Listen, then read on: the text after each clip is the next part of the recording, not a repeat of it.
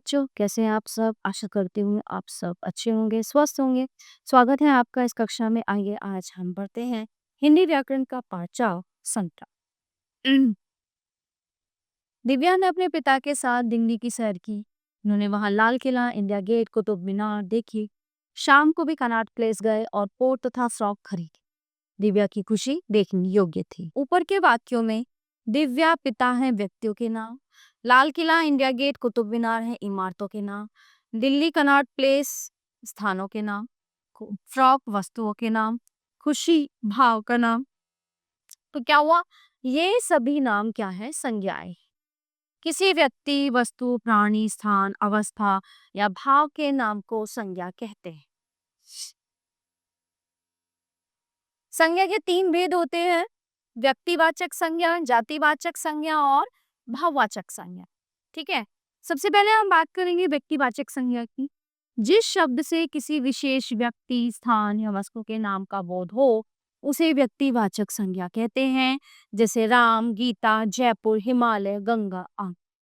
अन्य उदाहरण: व्यक्तियों के नाम राजेंद्र, नरेंद्र, विकास, शिव कुमार, कमला, रजनी आदि।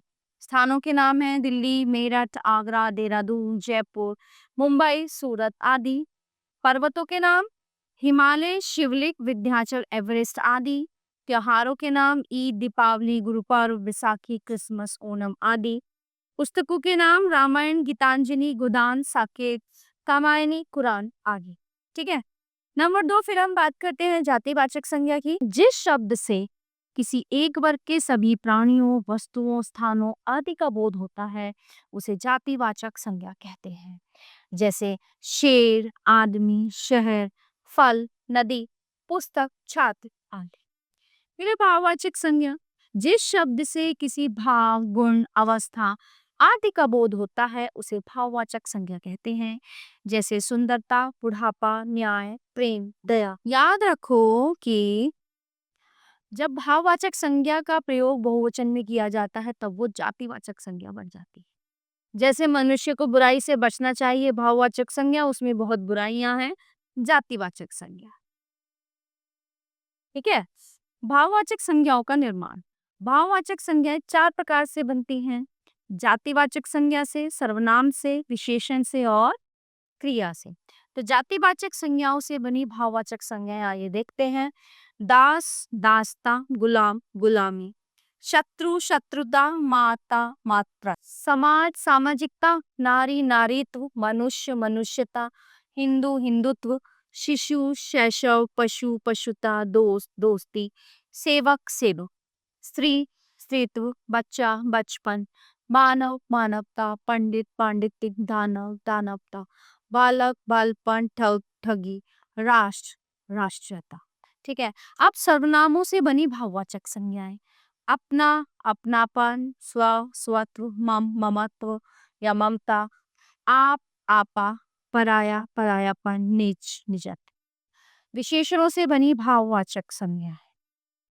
विशेषण भाववाचक: अच्छा, अच्छाई, कंजूस, कंजूसी, महान, महानता, खट्टा, खटास, मीठा, मिठास, सरल, सरलता, सफेद, सफेदी, काला, कालिमा, गरम, गर्मी, गंभीर, गंभीरता। कठिन, कठिनता, आलसी, आलस्य, सफल, सफलता, मोटा, मोटापा, ऊंचा, ऊंचाई, गहरा, गहराई, स्वस्थ, स्वास्थ्य, कम, कमी, एक, एकता, कुशल, कुशलता। ठीक है। क्रियाओं से बनी भाववाचक संज्ञाएं। उड़ना, उड़ान, हंसना, हंसी, खेलना, खेल, थकना, थकान, फैलना, फैलाव, भिड़ना, भिड़न, झुकना, झुकाव, गिरना, गिरावट, बनना, बनावट, पढ़ना, पढ़ाई, कमाना, कमाई, लिखना, लिखावट, चढ़ना, चढ़ाई, खोजना, खोज, उतरना, उतराई, काटना, कटाई, बुनना, बुनाई, गिनना, गिनती, घबराना, घबराहट, बढ़ना, बढ़ोतरी। ठीक है। अब इस पार्ट में हमने क्या जाना? किसी व्यक्ति, वस्तु, प्राणी, स्थान अथवा अवस्था या भाव के नाम को संज्ञा कहते हैं। संज्ञा के 3 भेद होते हैं: व्यक्तिवाचक संज्ञा, जातिवाचक संज्ञा और भाववाचक संज्ञा। कुछ विद्वान संज्ञा के 2 भेद और मानते हैं: समूहवाचक और द्रव्यवाचक। ठीक है।